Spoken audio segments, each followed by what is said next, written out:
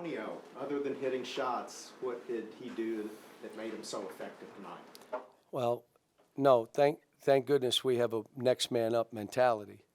So we were playing with Adu, who hadn't played that much, trying to play him at point. That we got out of the half tied, I was amazed. But Severe, again, here's a kid that was coming off the bench. We needed him to start. His ankle was busted up, swelled, and he said, I'm playing because I know you guys need me to win this game. And he played. So here is a young man that's playing for Kentucky, for the state, for the basketball program. Not playing for himself, or he wouldn't have played. Jacob started the second half, and I just said, you're not doing that. That ain't who you are now. But I like what we did. Oscar did some good stuff. And here's the crazy thing, and I told Kermit after. They're in every game they play. They just need to bust out in one game. And now that we're done, I'm hoping they win the rest. But they got the shooters, the big guys. They're right on the cusp. And real coaching gets done when this kind of stuff goes on. And all the noise and all this is when coaching gets done. And you watch Kermit because he's one of the best. And like I said, I'm just glad. I told my team, I said, look, I saw the Tennessee game. I saw the Georgia game. You want me to keep going? I saw all these games, and I'm like, shoot, they could have won just about any of them. But they're good. I know their record doesn't speak that, but he's got them playing. They're playing zone. They're trapping. Their offense is good. They're doing good stuff. Missed some shots, and we made some shots. I can live that. We lived that the last game. Xavier's leadership, just how unbelievable. Unbelievable. And that's why I keep saying you just can't listen to all the clutter. You got to let it go and just be who you are. How about Damian today? I mean, Damian and Adu have not played in 3 games, and they go in and play well. They got the hardest job, them and Ugana. The other guys, you're playing, to get yourself ready. How about you got to get yourself ready and you're not sure whether you're going to play or not? John, you talked about landing the airplane in previous years. How close are you and how confident are you? It's way early. What we're trying to do is, all right, one game, who's next? Let's win the next game. That's all I'm worried about. You probably know I was talking about Texas A&M. I talked about Vanderbilt because that's who I thought we were playing, and we were playing Texas A&M. I don't even know the next game. I'm like staying focused right where I am. And my thing is these kids. This thing, all the stuff that other players never had to deal with, it's 100 times at Kentucky. I'm just trying to make sure they know I believe in them. I'm here for them. We got leadership within, and that this is going to play out. And I told them, you're going to break through, and they have.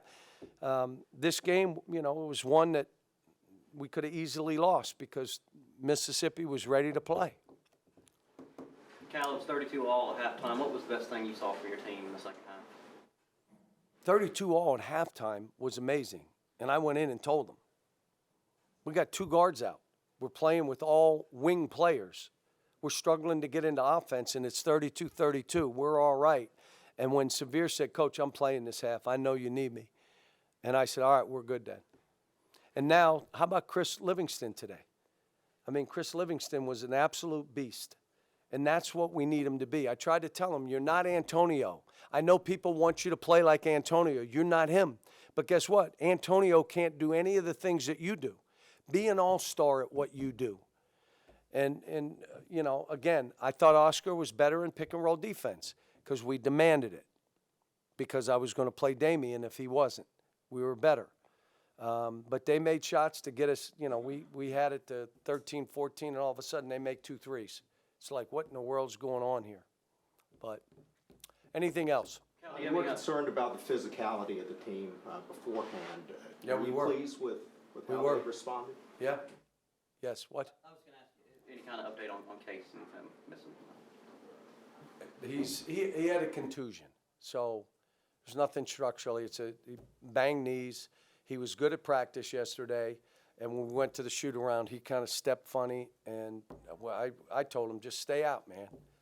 You know, don't, you know, he can't hurt himself, but, you know, you don't need to be playing guys that are 80%. You just don't, or 90%. You hugged Damian after he came out, you know, there on the bench. He's been through so much. What was that moment for him to see him really get I love seeing him smile. Like, you understand what he's been through? What is it? I mean, right at the season started, his dad passed. Like, that's an awful time for that to happen. His dad passed. His dad was his best friend, would have been his best man in his wedding, and he, in Lexington, passed away. And then all of a sudden he loses 16 pounds. Now we're playing other people, and now he finally got a chance. And I told him before the game, and I told Lance, I said, I'm going to go with him because I want to see if we get a little more length on the court, and that's him. And Lance is the greatest leader. He's one of the great leaders I've had, who said, Coach, you just do your thing. I'll do mine. Like, if you play me, I'm going to be ready. And Lance was ready.